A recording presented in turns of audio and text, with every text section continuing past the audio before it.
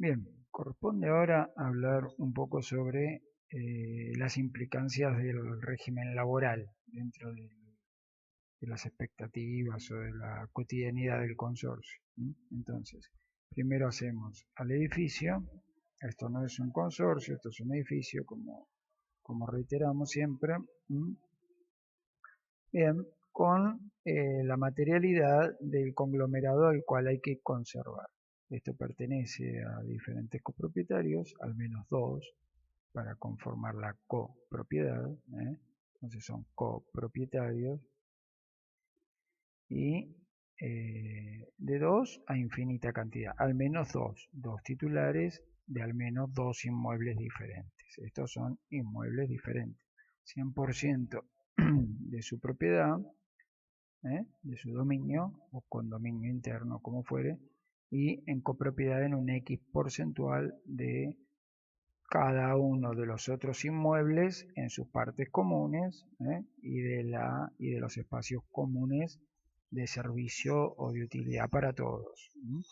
Es decir, más allá del contorno, del continente de cada uno de los otros inmuebles que lo sostiene, lo embarca, lo engloba, además de, por supuesto, pasillos, paredes, escaleras, maquinarias, ascensores. Todos los bienes son de los copropietarios. Nada es del consorcio. El consorcio es una figura que administra estos, estos bienes ajenos, que son de estas personas sin ser de esta persona.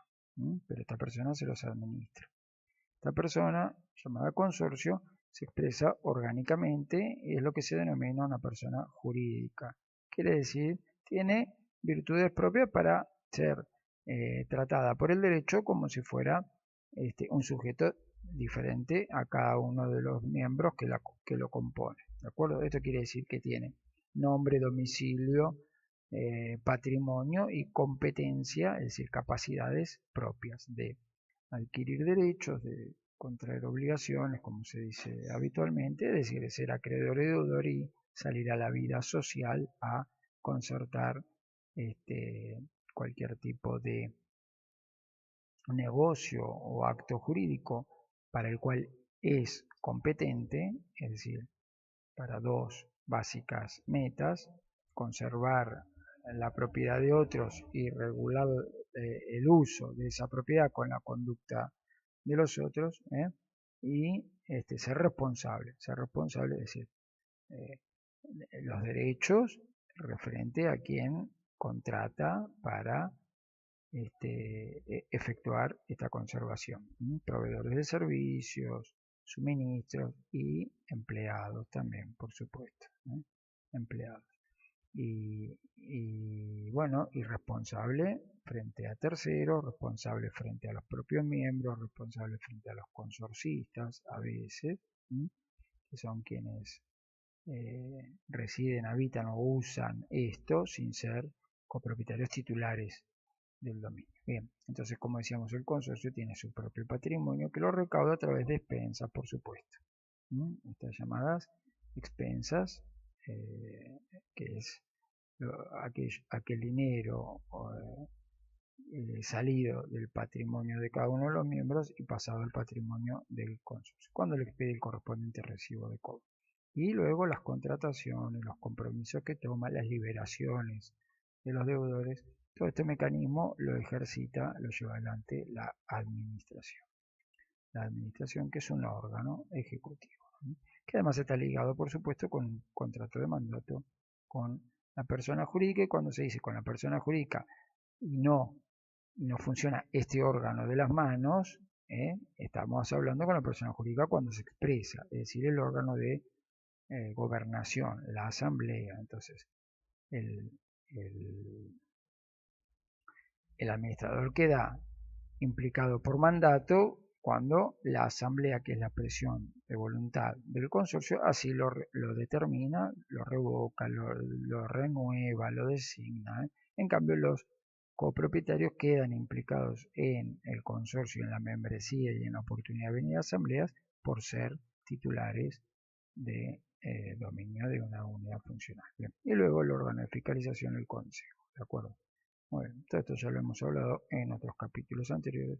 Ahora, lo interesante es un poco ver cómo se relaciona el vínculo del trabajador, más allá de lo que hemos hablado en lo general, en lo genérico de las prestaciones, y que sirve para conservar la edificación. Bueno, dejamos de lado las tareas y vamos básicamente a lo que es el salario del empleado. ¿De dónde sale el salario del empleado? Bueno, sale de una concertación paritaria, porque como dijimos es una relación de paridad, no es de las relaciones no es de las relaciones de consumo que tiene el consorcio con el constructor, ni con los contratistas, ni con las compañías de seguro, ni con los bancos, ni con los suministros, ni con el administrador, ni con el exadministrador, que son todos proveedores de servicio en relación de consumo, sino, y tampoco por supuesto lo es una situación de autoridad frente al gobierno de la Ciudad de Buenos Aires, en este caso, ¿no? En esta jurisdicción,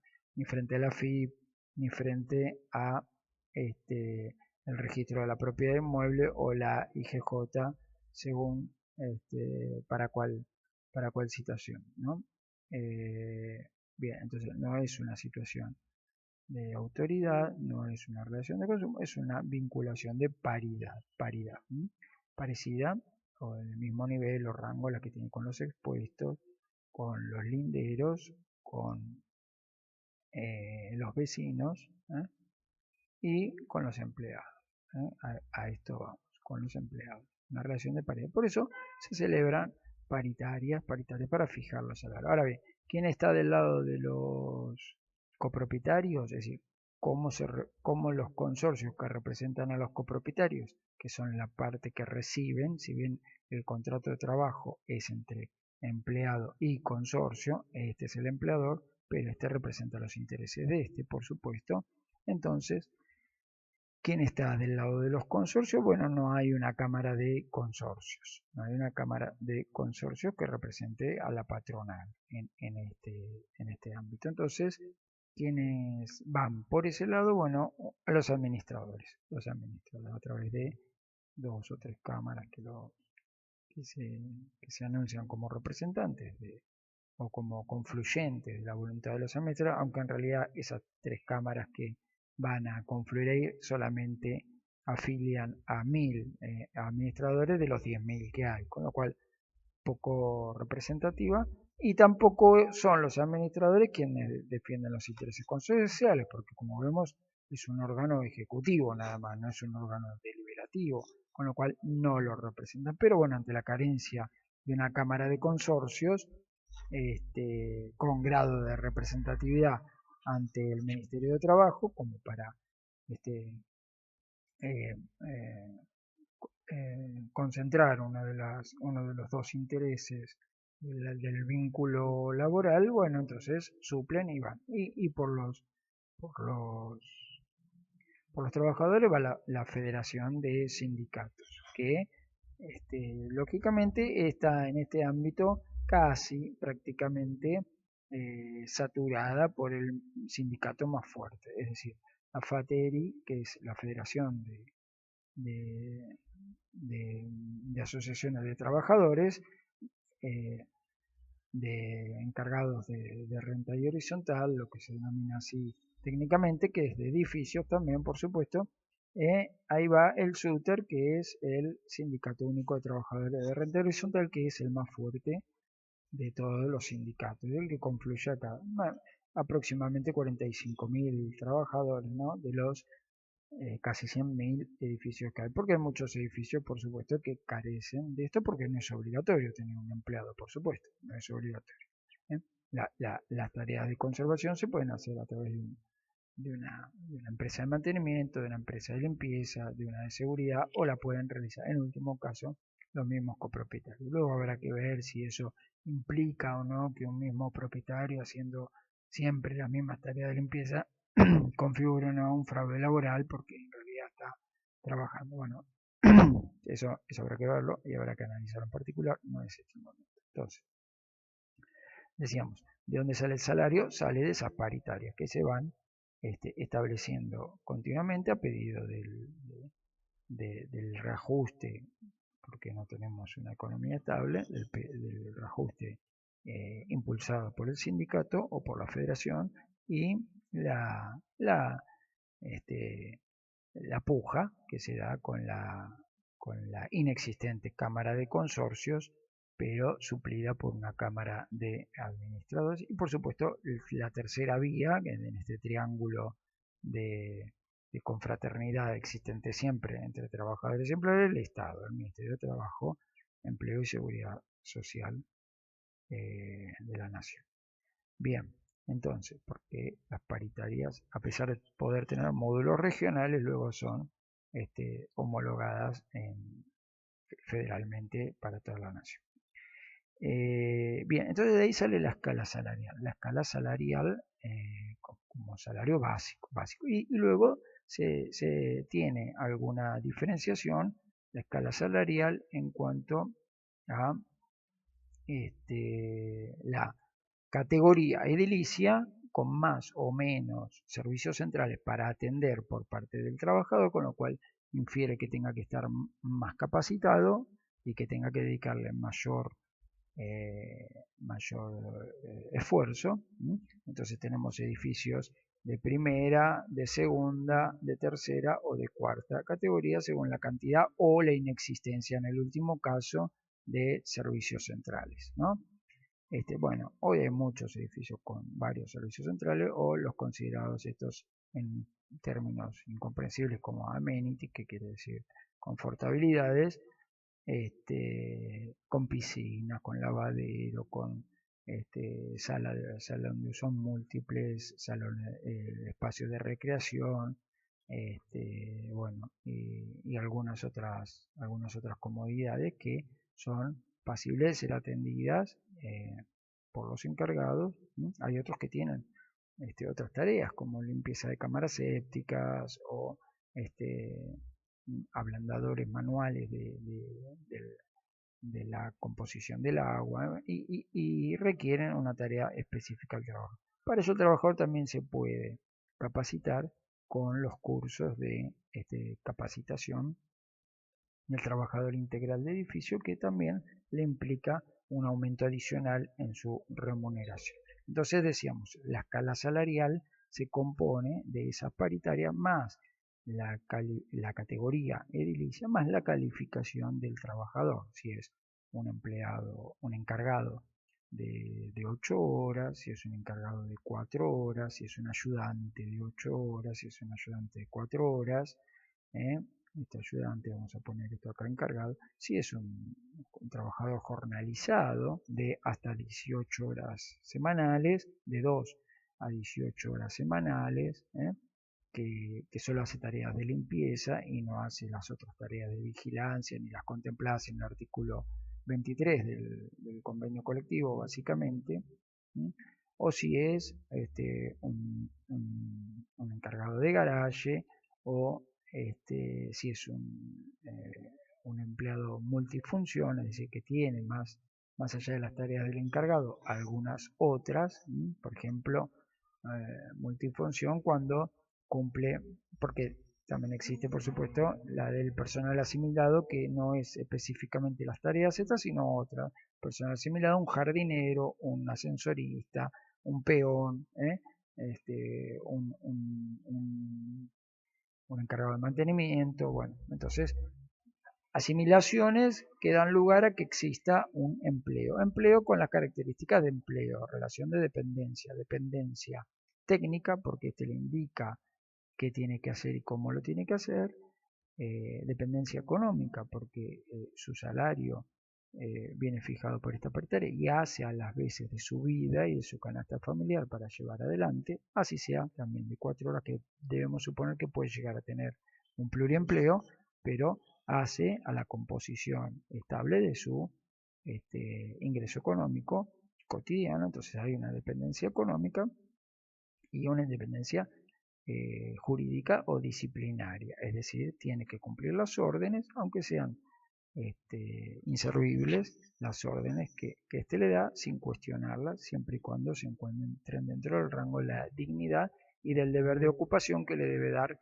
el empleador. Bien, Bueno, entonces decíamos, hay diferentes, por ejemplo, un multifunción es cuando el encargado, más allá de las tareas cotidianas y más allá del adicional, que también es una forma de composición del salario final, los adicionales, más allá de esto, del adicional, por ejemplo, por el patio, por regar macetas, plantas o atender canteros, más de 10 metros cuadrados, se convierte en multifunción o con más de una tarea, eh, porque tiene jardín más grande de 10 metros cuadrados. Entonces, deberá entrar en la categoría correspondiente que además de encargado tiene tareas o más allá del adicional de movimientos hasta 20 vehículos, tendrá, o de atención del garaje,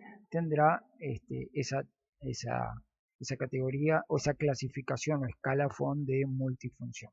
Bueno, y adicionales, hay adicionales por horas extraordinarias, por supuesto, que ya dijimos en otra ocasión, no son verdaderas horas suplementarias porque no hay hechos extraordinarios para atender, pero bueno, así se evita el empleador contratar más trabajadores pagándole a los que tiene falsas tareas extraordinarias que no lo son con horas extraordinarias. Pero bueno, quedan como derechos adquiridos momentáneamente, aunque se pueden regular e ir quitando provisoriamente de a poco. Bueno, adicionales, ¿no? Por horas extras, por zona desfavorable, por, por atención de jardín, como decíamos, por atención de piscina. ¿eh? Bien, entonces, por trabajador integral de edificio. ¿eh? Bueno, algunas de las facetas adicionales que importan o implican componer esta escala salarial. Y una de ellas de las más importantes es la adicional de antigüedad, por supuesto. La antigüedad. La antigüedad abonada mensualmente, de acuerdo a la antigüedad, y luego un bono por antigüedad también anual. Bueno, estas son algunas de las implicancias que se meritúan todas y se dialogan y componen y concertan acá en las discusiones paritarias. ¿bien?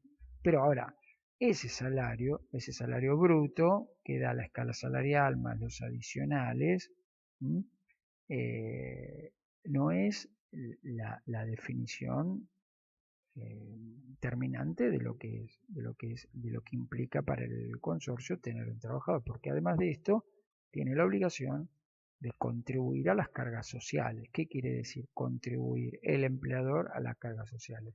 Hacer la previsión de seguridad social que en muchos otros lugares está cubierta por el Estado, bueno, acá la cubre el empleador contribuyendo al sistema previsional que luego le vendrá en beneficio del trabajador con la jubilación o con la pensión para quien corresponda o con el Fondo Nacional de Desempleo en caso de quedar transitoriamente desempleado o con la invalidez o incapacidad por invalidez si requiriera a una pensión, bueno, todas las prestaciones de la Administración Nacional de Seguridad Social, es decir, de la ANSES. Entonces, además de este salario, hay otro salario oculto, es decir, otro costo, otro insumo para el consorcio que normalmente no se ve. Y eso lo podemos partir en dos y acá vamos a utilizar esto que habíamos puesto acá de antigüedad, bueno, vamos a poner aportes del trabajador, bueno, va a quedar un poco desprolijo esto, vamos a poner acá aportes del trabajador y contribuciones del patrón, que es el consorcio, por supuesto. Entonces tenemos contribuciones y aportes sobre la escala salarial más los adicionales, que es el sueldo bruto. Sobre el bruto quitado los aportes que se le retienen al trabajador, le va a quedar a él el salario neto o sueldo neto. Y sumadas las contribuciones al bruto que abona, es decir, que pone a disposición del trabajador el empleador, hay que agregarle las contribuciones.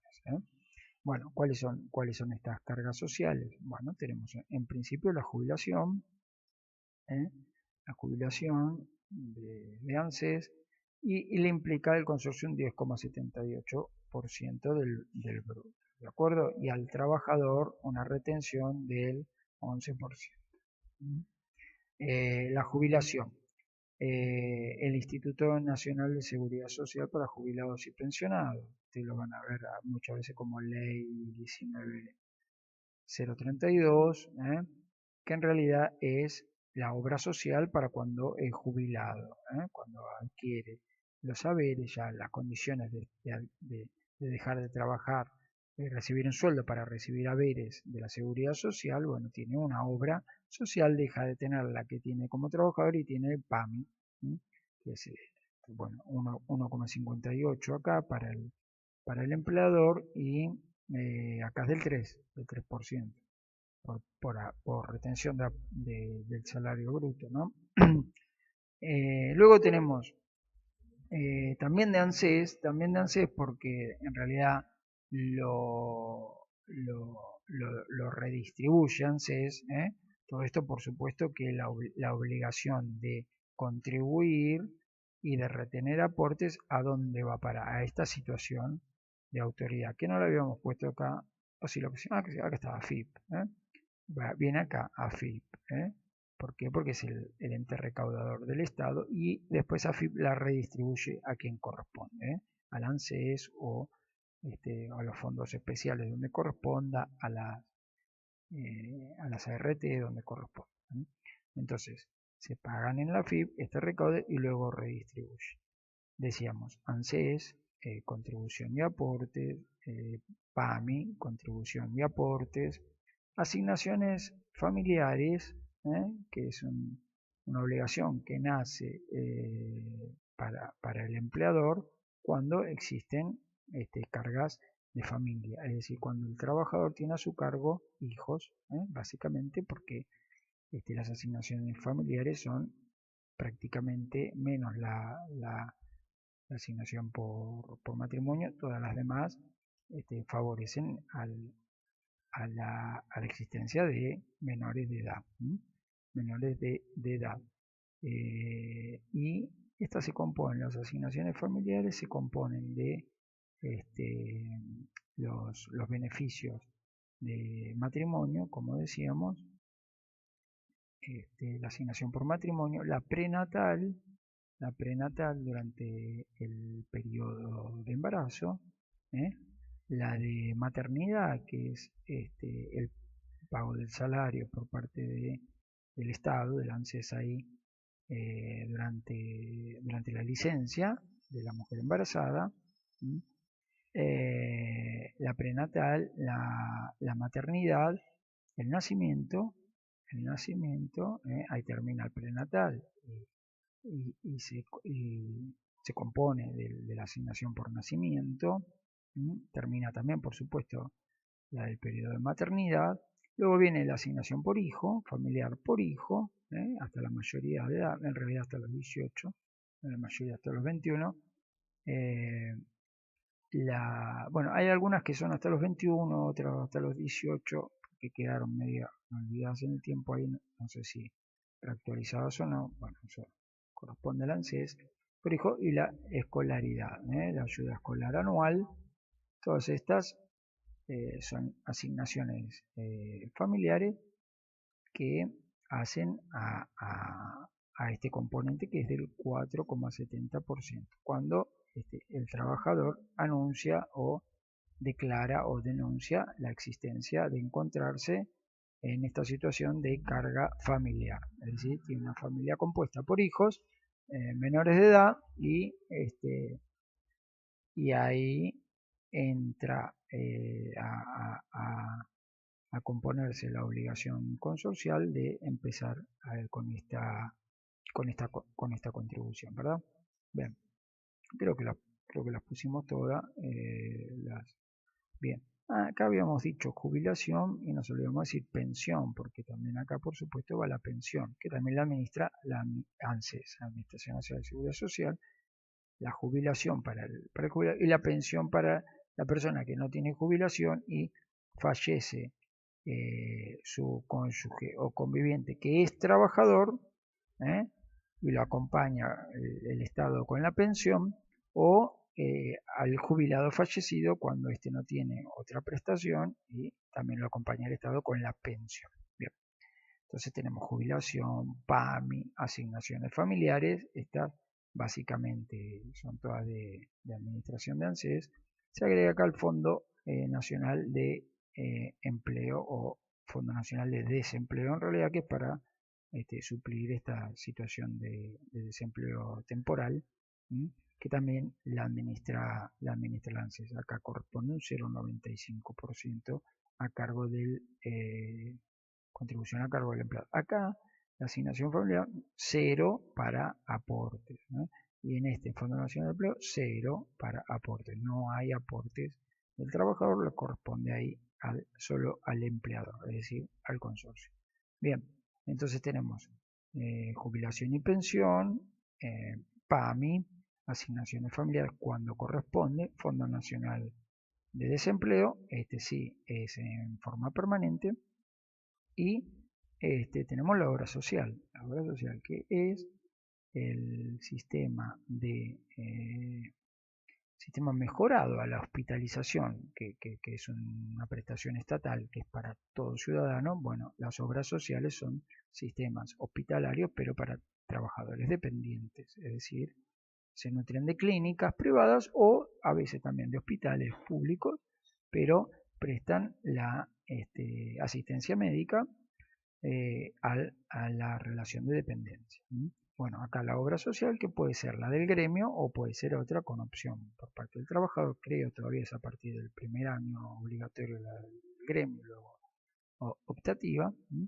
Y, y la obra social lleva además un componente que va para la Superintendencia de Seguros de Salud, que antes era LANSAL. Bueno, ambos se componen de un 6% para el empleador y de un 3% para los aportes del trabajador. La obra social. Bien, que es la que le presta asistencia ante las enfermedades extralaborales, fuera del trabajo. Cuando son del trabajo, ahora vamos a ver si la tarea de las ART, de la Seguridad de Riesgo de Trabajo. Cuando son fuera del trabajo, la obra social. Enfermedad o accidente fuera del trabajo, extralaboral, que nada tiene que ver con el trabajo, ni en el itinerario al trabajo, por supuesto, y que el empleador, por supuesto, necesita recuperar a ese trabajador y lo hace a través de los servicios de la obra social que está pagando.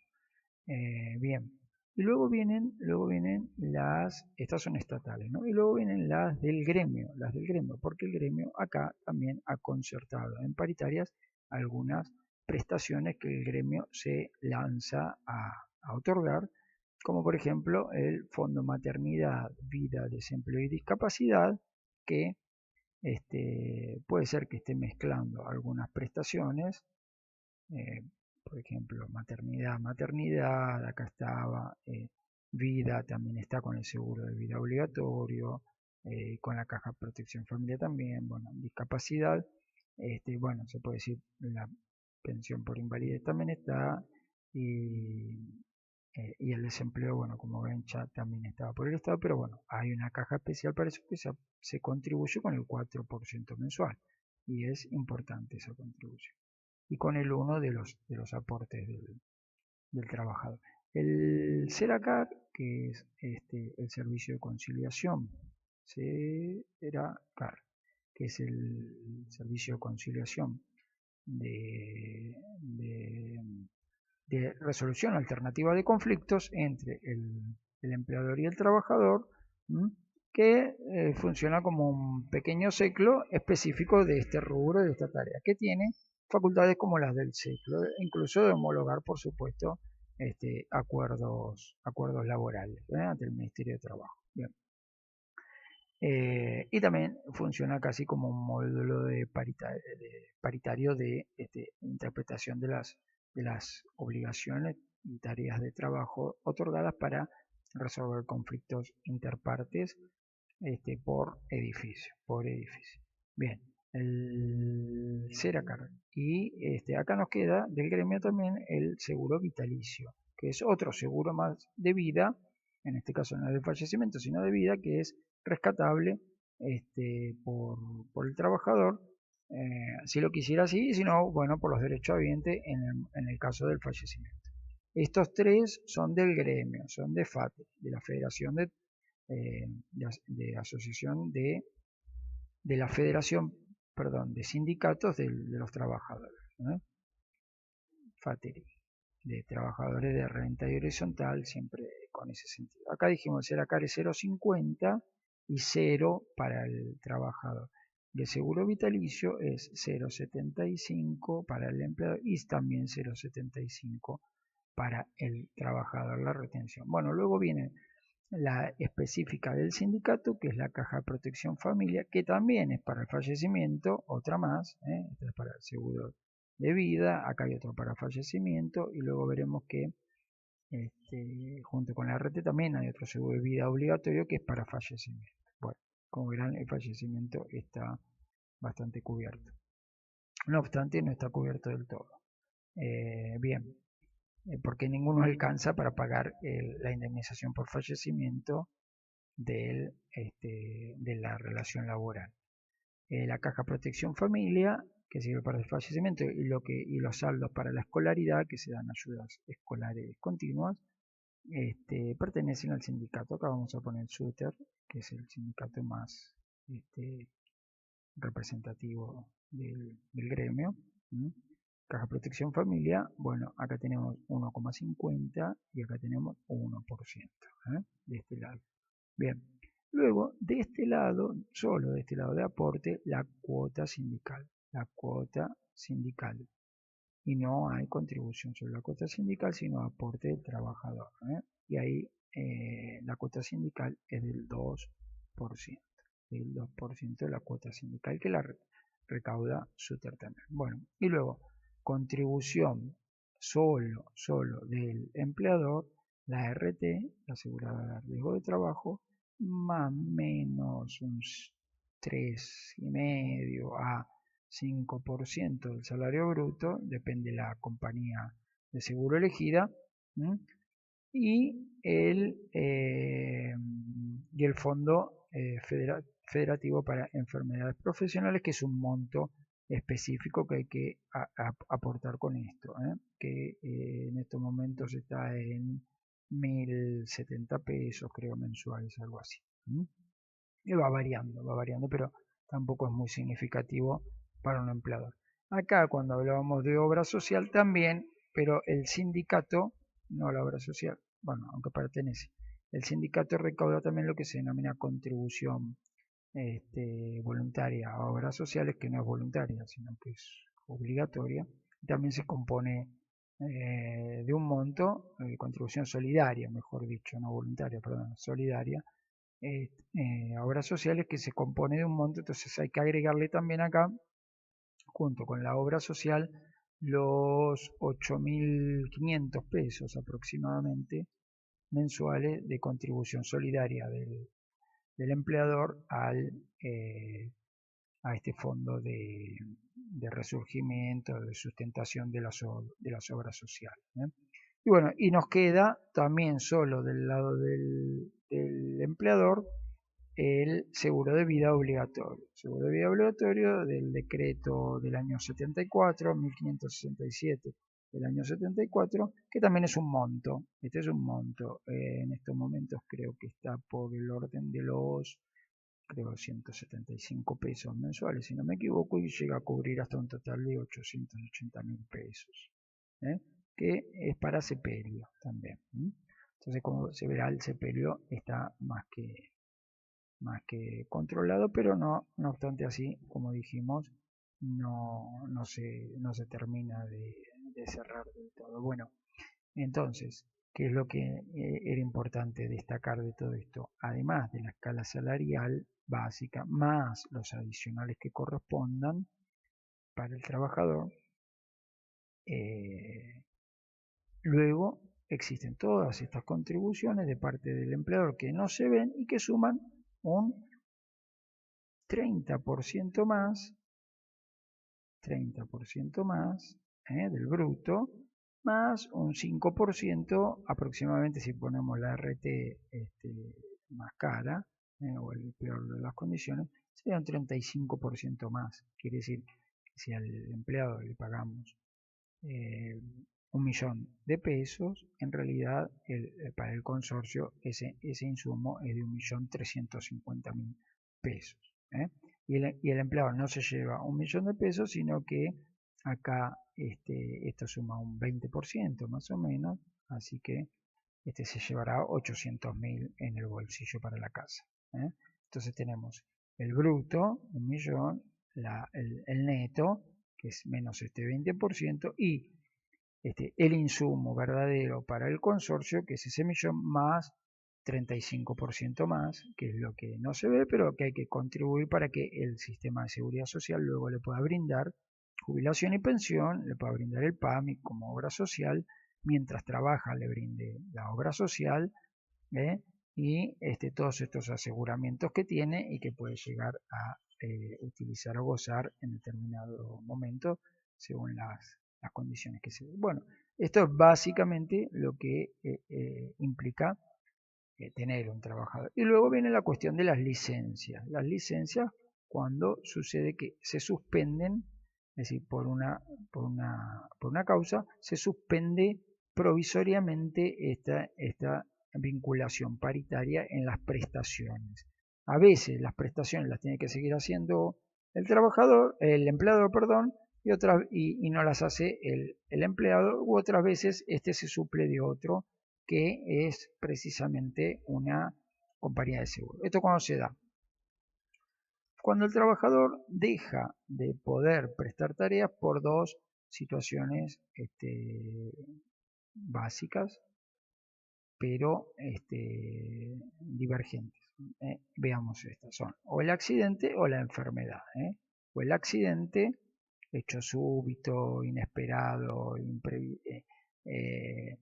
sí, indetenible, insuperable, aunque fuese previsto, que se puede prever llegar a haber un accidente de determinadas características, pero es inevitable.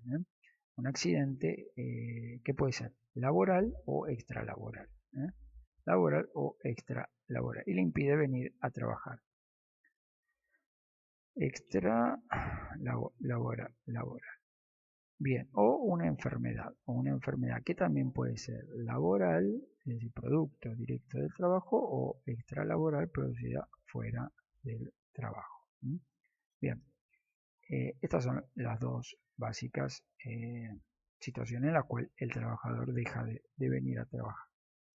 ¿El consorcio qué hace? ¿Cómo se sigue conservando en la tarea de...? Bueno, tiene que acudir a la situación del suplente que está contemplado acá, es decir, no va a una empresa, a una agencia de empleos eventuales a buscar un sujeto comodín que sirve para cualquier tarea y se lo encomienda a un contratista, que es esta empresa de servicios eventuales habilitada por el Ministerio de Trabajo para prestar ese tipo de sujetos para que brinden cualquier tarea. No, en este caso está conminado por el convenio colectivo de trabajo a acudir a la figura del suplente. El suplente tiene todas sus características propias.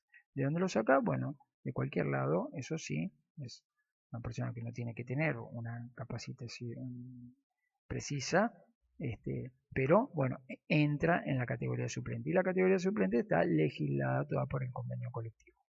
Está legislada en cuanto a la escala salarial, está legislada también en cuanto a las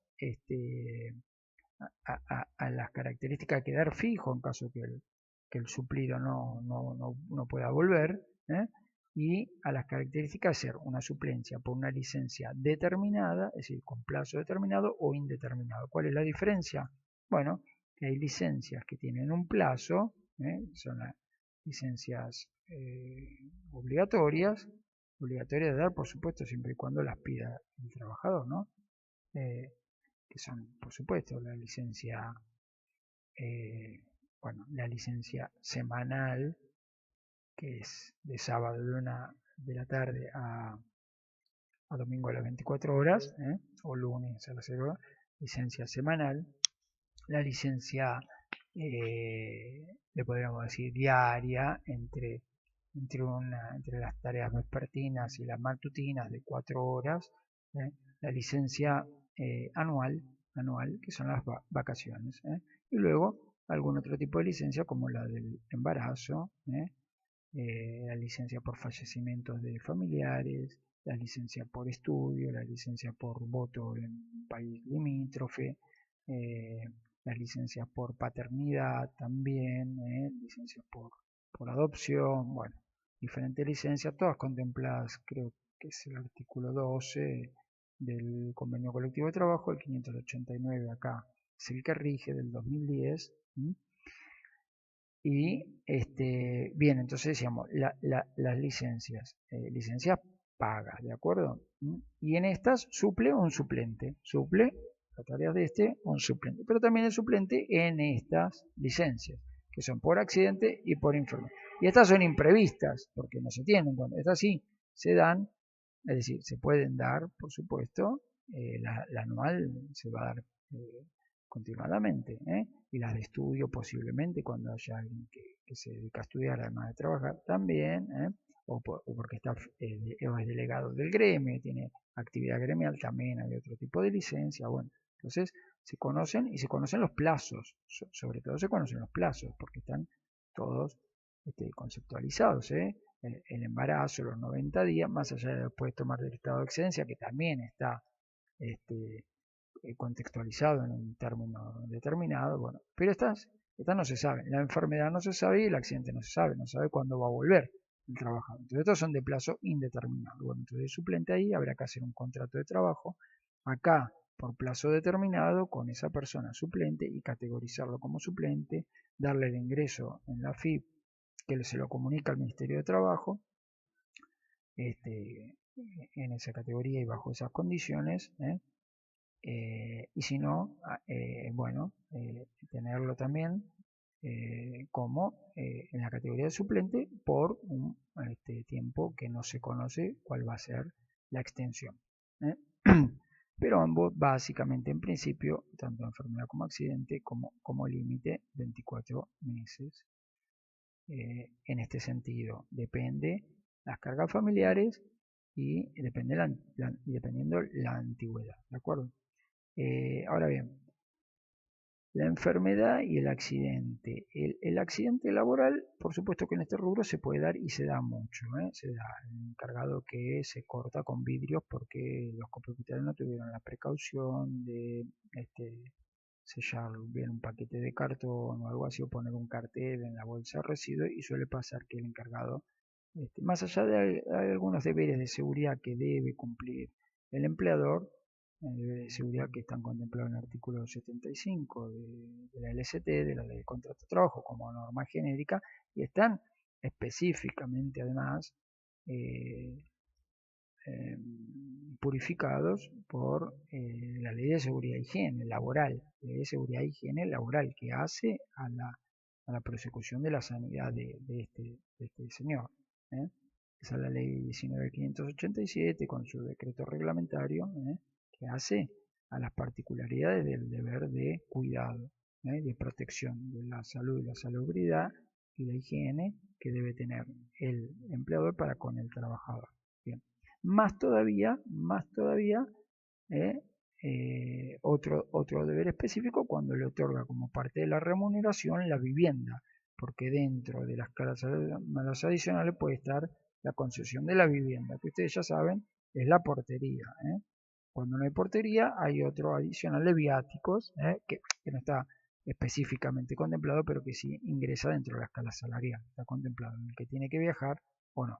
Bueno, la vivienda, si le da vivienda además, debe ser digna, sana, salubre, apta para el trabajador y su grupo familiar.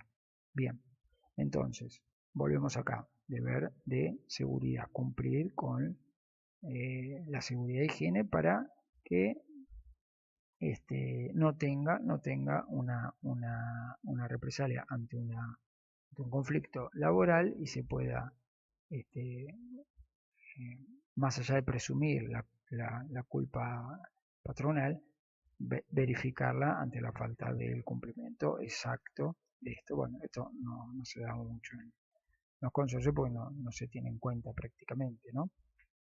Pero sí hace a la importancia de esto, incluso también para luego la exoneración o repetición por parte de la compañía de seguro. Como todas las compañías de seguro tienen cláusula de exclusión, y bueno, una de ellas habrá de ver, porque una de las ideas principales, por supuesto, de la RT, mejor dicho, de la LRT, de la Ley de Riesgo de Trabajo, ¿sí? Y que está arreglada por la Superintendencia de Riesgo de Trabajo, que hace a las aseguradoras de riesgo de trabajo, es la previsión. La previsión es quizá más importante como idea rectora de la sanción de la ley, la previsión de combatir accidentes, cumpliendo también, por supuesto, con la normativa jurisdiccional atinente a cada establecimiento. A cada establecimiento, el establecimiento laboral es el edificio. Bueno, bien, entre ellos, por supuesto, que figura la dación o el otorgamiento de la ropa de trabajo, de la indumentaria, de los guantes correspondientes de carne para sacar escombros, de las mascarillas o protecciones que tenga que tener en el caso de trabajar con cámaras sépticas, con ablandadores de agua, bueno, y botiquín, de los sanitarios correspondientes, vestuario para cambiarse, bueno, en su caso de la vivienda digna, apta.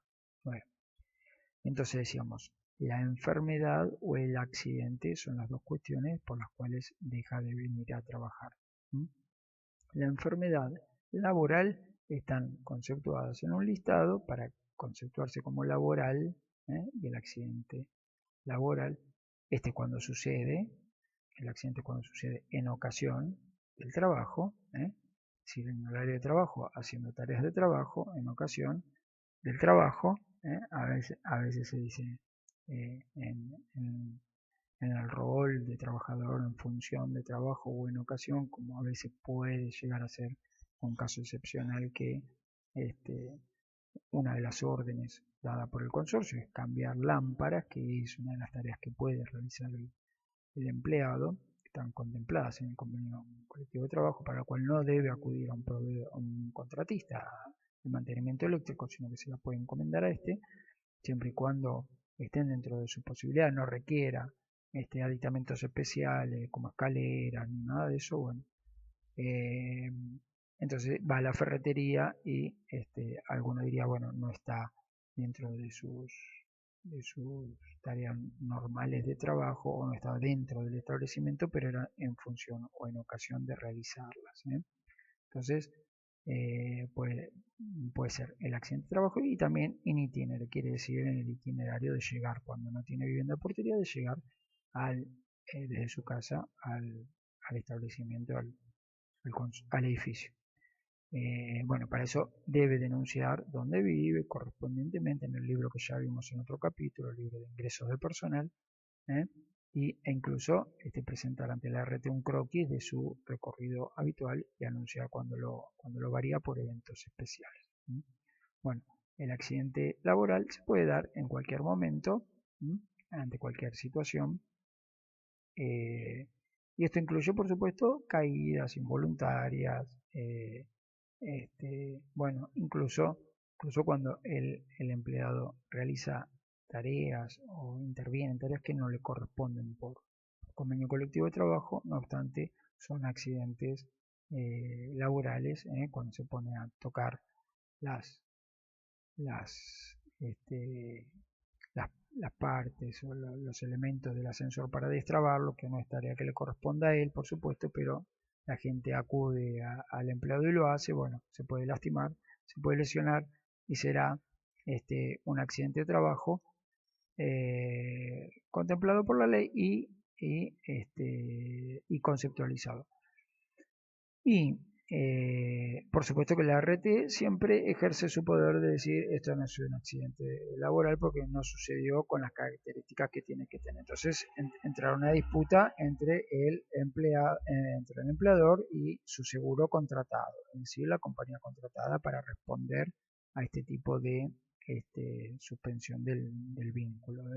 Ante este acontecimiento o este evento siniestro, atender la compañía de seguro cuando dice que no, que se exonera, entrará en un vínculo acá, que el primer dirimiente, por supuesto, de la Superintendencia de Riesgo de Trabajo. Bien, con respecto a las enfermedades, en realidad no hay enfermedades laborales para este tipo de rubro, de tarea. No hay enfermedades conceptualizadas, salvo en el 2014 creo una incorporación al listado Vademecum, se le puede llegar a decir, porque es una guía de enfermedad profesional que puede ser cuestionable, puede ser cuestionable tanto por el empleado como por el empleador.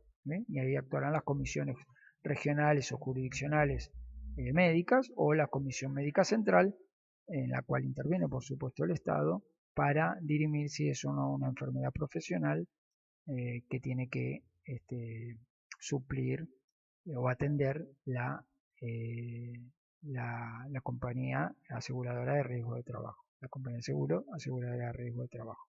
Recordemos que la Superintendencia de Riesgo de Trabajo también, como son compañías de seguro, está ligada en cierta medida a la Superintendencia de Seguros de la Nación.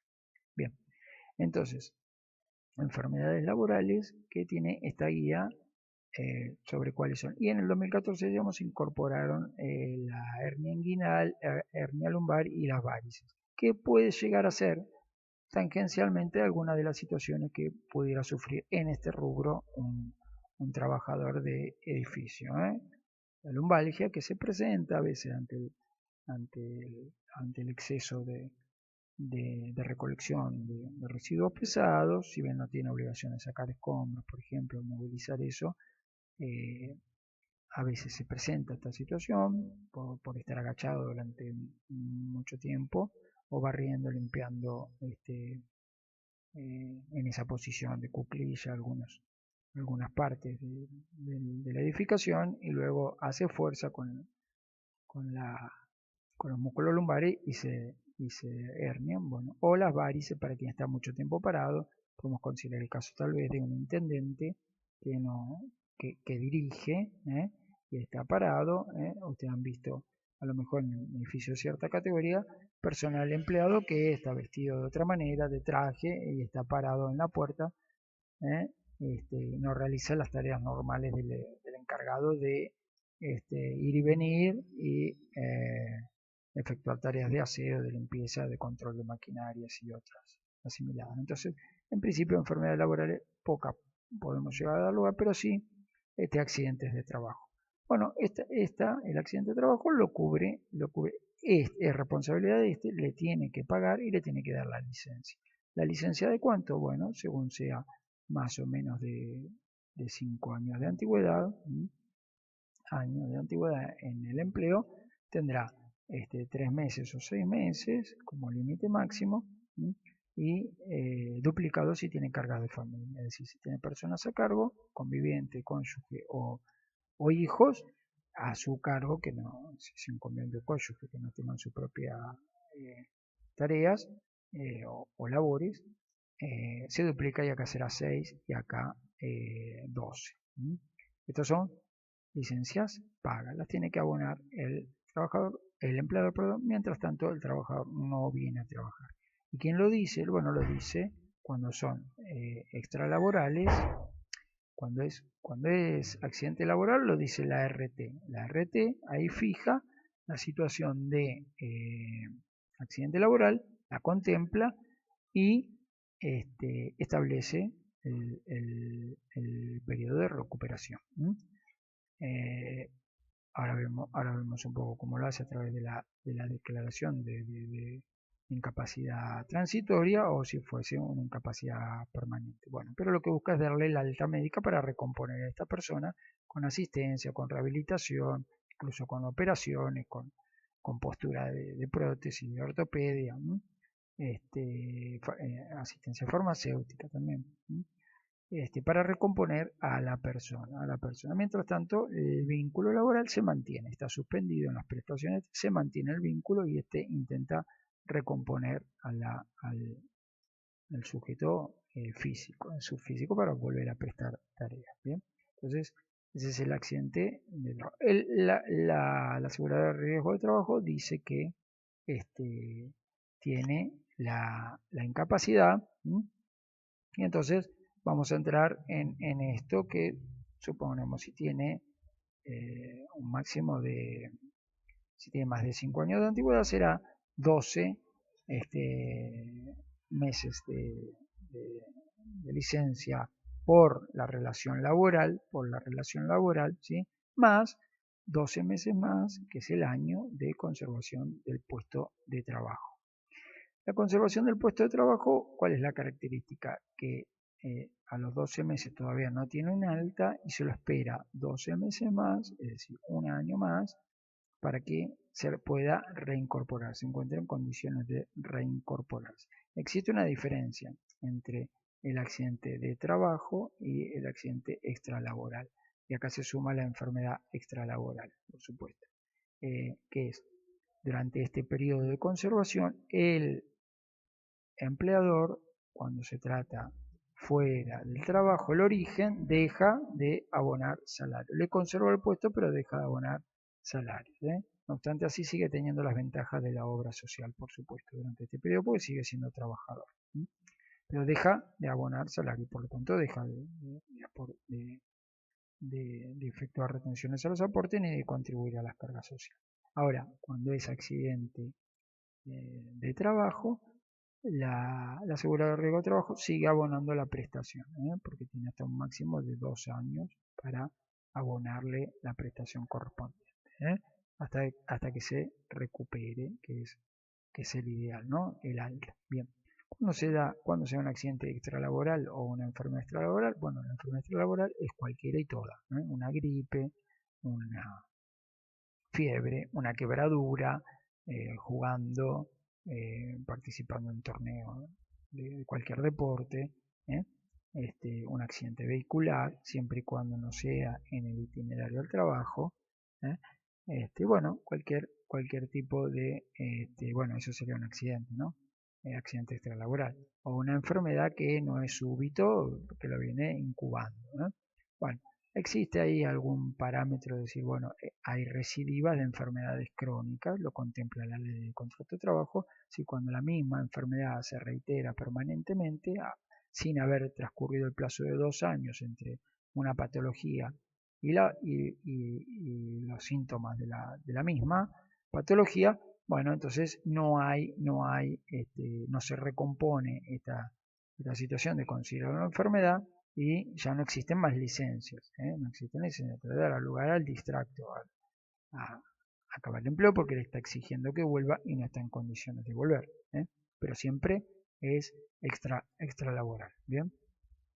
Esto a veces se da con las cardiopatías o esas situaciones de enfermedades crónicas que lo vuelven vulnerable. Bueno, en su caso ahí sale la seguridad social por la pensión de invalidez a asistir a quien fue trabajador, es un ciudadano, y lo sale asistir en esa condición. Bien, entonces, accidente de trabajo puede haber y los hay. Ahí se encarga la aseguradora de riesgo de trabajo, siempre y cuando esté cubierta en el sentido de estar paga, es decir, estar abonada. La aseguradora de riesgo de trabajo tiene el deber de avisar al cliente, en este caso al asegurado, al consorcio, cuando dejó. Este lo debe saber, por supuesto, porque hace los pagos, pero le debe avisar que está en riesgo de caer la cobertura por falta de pago. Esto cae, creo, todavía se contempla 90 días de la última del último pago con aviso previo, ¿no? Creo que es un aviso previo de 10 días por medio fehaciente para hacerle saber que está por caducar el seguro. Entonces, para que atienda esto y haga, más allá de la declaración jurada en el formulario 931, como veíamos que es una declaración jurada, pero no indica que esté realmente abonada, con el BEP, que es el volante electrónico de pago, donde incorpora el pago de de la RT para que la AFIP lo gire a la compañía correspondiente. Entonces, el accidente de trabajo, que se da y mucho, y el accidente fuera del trabajo. O la enfermedad de trabajo que no se da y la enfermedad fuera del trabajo que se da mucho. Bien. ¿Y quién dice que está enfermo? La obra social, que es la que lo atiende cuando hay accidente o enfermedad fuera del trabajo. Cuando no lo atiende la RT, lo atiende la obra social. Entonces, la obra social es la que determina. Pero cuando la obra social determina que hay enfermedad y que no puede venir a trabajar o que hay accidente que le impide venir a trabajar, el empleador tiene la facultad de también corroborar con su médico y el trabajador tiene la obligación de someterse a la peritación o a la indagación del empleador sobre la realidad de su enfermedad y su seguimiento o rehabilitación, ¿no? Esa es la medicina laboral normalmente determinada con esas características que hace al contralor de la enfermedad o del accidente del trabajador. Y si no, bueno, la obra social irá diciendo cuando está en condiciones de reincorporarse. Bien, en cuanto al accidente de trabajo, existen, como decíamos, las calificaciones de incapacidad laboral transitoria o incapacidad laboral permanente. ¿Qué quiere decir? Que se le genera una verdadera incapacidad de venir a trabajar por consecuencia de un accidente en el trabajo, por función o en ocasión del trabajo. Bien, bueno, la incapacidad laboral transitoria, cuando acaba con el alta médica, acaba cuando por fallecimiento, lamentablemente si ocurre del trabajador, que puede ocurrir, acaba con la declaración de la incapacidad permanente, la transitoria acaba con la declaración de incapacidad eh, permanente, o bueno, o por el transcurso, decíamos, de los 2 años, 24 meses de tratamiento en el cual, es decir, el que tenía acá como plazo, que después lo vamos a ver, ¿no? Cuando es fuera del trabajo, de tratamiento, sin encontrarse en incapacidad permanente, sin encontrar una incapacidad permanente y sin haber obtenido el alta y sin haber fallecido. Bueno, entonces acaba ahí.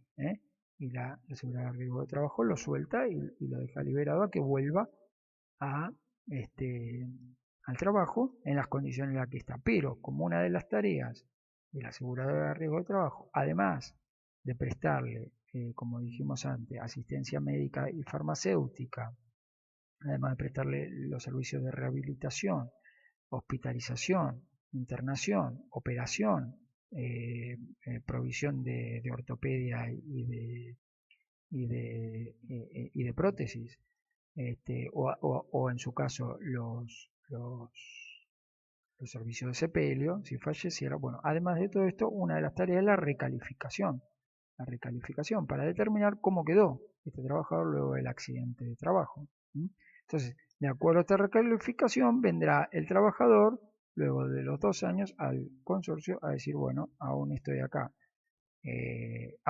perdón, en accidente de trabajo en el periodo de recupero y vengo a recuperar el trabajo, pero con esta deficiencia o prestación o falta de prestación total, y ahora veremos cómo continúo. Y ahora eso lo vamos a juntar con el accidente o la enfermedad extralaboral. El accidente o la enfermedad extralaboral. Bueno, antes, la incapacidad laboral permanente, es decir, cuando se detecta que ya hay una incapacidad permanente, quiere decir que va a quedar afectado ese trabajador para siempre por el accidente laboral. Está determinado acá, puede ser provisoriamente determinado con 36 meses o 24 se le pueden agregar, bueno, esas son cuestiones de la ley.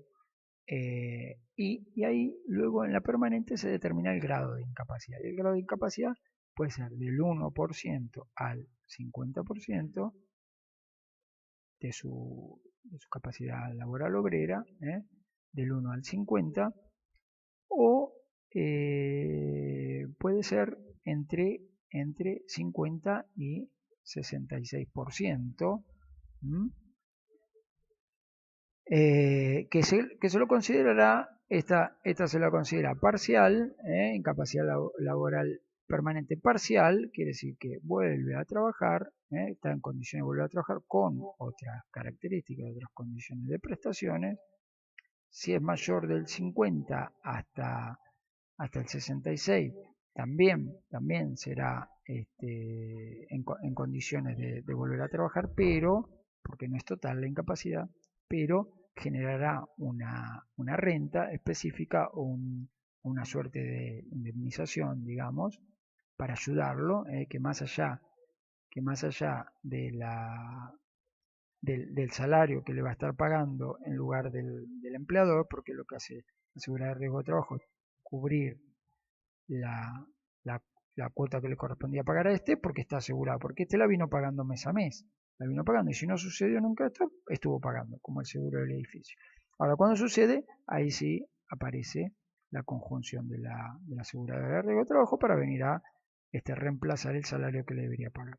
Eso luego del día 10, hasta el 10º día, aún de accidente laboral, el obligado es el consorcio. A partir del día 11 es la aseguradora de riesgo del trabajo. Bien, entonces, entre el 1 y el 50 tenemos una indemnización de pago único, pero del 50 al 66 de incapacidad parcial tenemos una renta periódica que se suma al salario. Bien, y luego del 66 tenemos una incapacidad total, que es una invalidez. Es decir, acá ya no puede volver a trabajar. Y la invalidez, por supuesto que genera la pensión de la asistencia social del ANSES, pensión por invalidez, ¿no? Además de la indemnización de la aseguradora de riesgo de trabajo, porque fue generado por un accidente de trabajo. Y también puede existir la gran invalidez, que es cuando, además de ya no poder volver a trabajar, porque no está en condiciones de hacerlo, necesita la asistencia de una persona permanentemente, que también se la provee el sistema de aseguramiento de riesgo de trabajo. ¿Bien? Ahora, en esta condición de incapacidad permanente, con un grado o con otro, menos la total porque no puede volver a trabajar, pero en la que puede volver a trabajar, volverá con la recalificación al consorcio a golpear la puerta y decirle, bueno, necesito ser reincorporado como trabajador, pero de acuerdo a las nuevas condiciones que tenga para prestar los servicios que pueda ahora de acuerdo a mi capacidad. ¿Por qué? Porque se suman la situación esta que hace al recupero de la persona, que nada tiene que ver con la relación laboral, que se mantiene, por supuesto, y esto no obsta a que el consorcio deba volver a incorporarlo. Y si no lo puede hacer o no lo quiere hacer, generar la indemnización correspondiente porque se rompe este vínculo.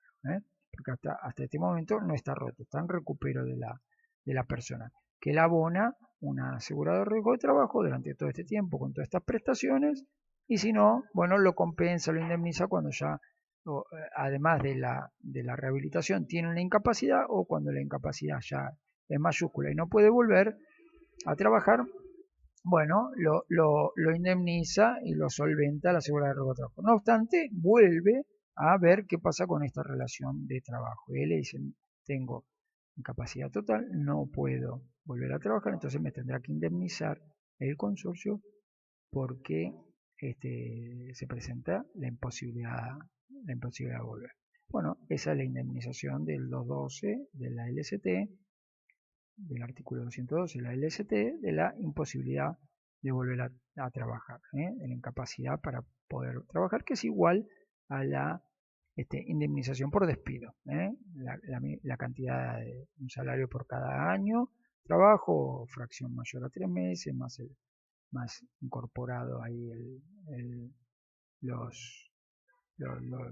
aguinaldo, las vacaciones, bueno, todos los rubros componentes de la indemnización normal. Bueno, habría que ver luego esta cuestión del preaviso y todo eso.